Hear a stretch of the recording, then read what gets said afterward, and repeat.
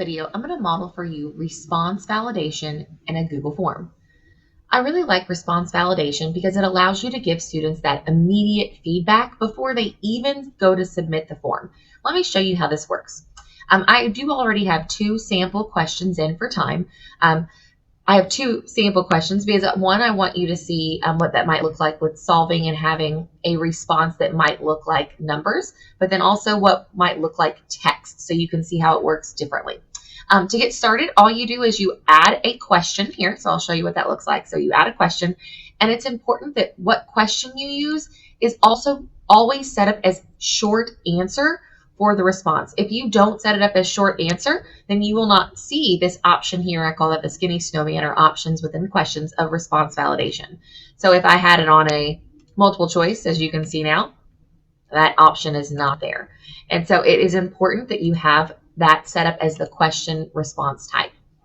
So first, let's look at here. I have a little bit of order of operations maybe that I want students to submit, and I want them to solve this and then put their answer here. What response validation allows you to do is immediately when students type in their answer, it either accepts it, which lets them know I got that or solved that correctly, or it gives them an error message so that they know they need to go back and rethink their answer or their solution and resubmit it.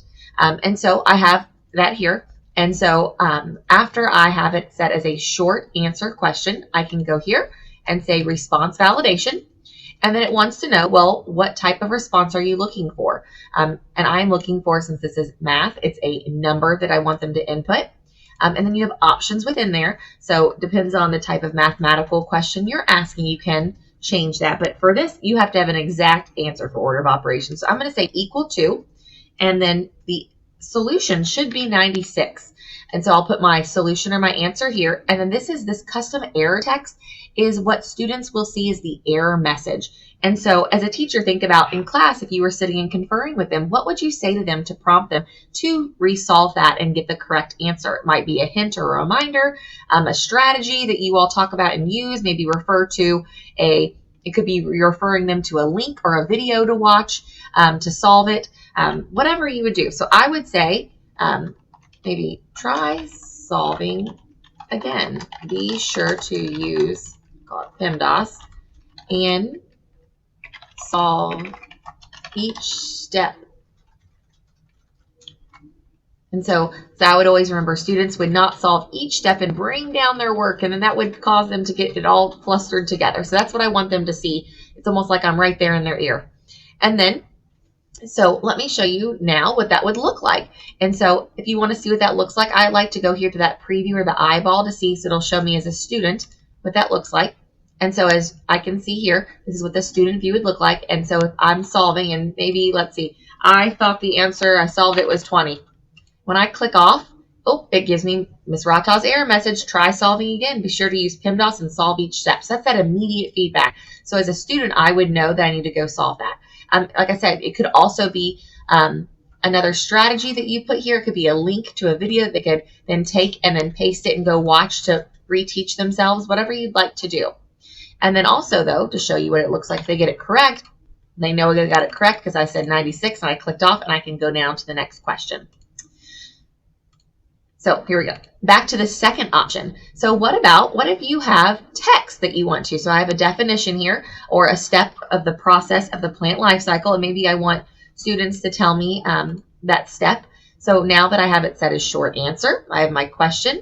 I can come here to that, remember that skinny snowman, and say response validation. This time I want text.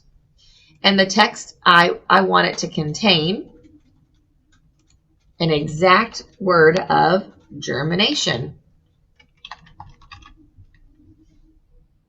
And so I'm going to keep it and think about, as a teacher, do you want it capitalized, not capitalized? That's kind of how it works too.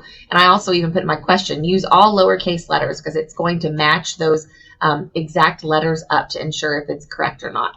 So the custom error text could say something like, please, watch this video, and I could have a link or something to that. And then so as you can see, same thing when I go to view it. When I say, maybe if I thought it was pollination, watch this video instead. As soon as I put in the word germination, There it goes. It lets the student know it is correct. So those are just two examples of how you might be able to use that response validation tool here within Google Forms. Remember, what I really like about it is that immediate feedback to students before they're even done with the form. They know to go back and check their thinking and fix those misconceptions, which we know is very powerful part of that reflection process and learning. Thank you so much for watching.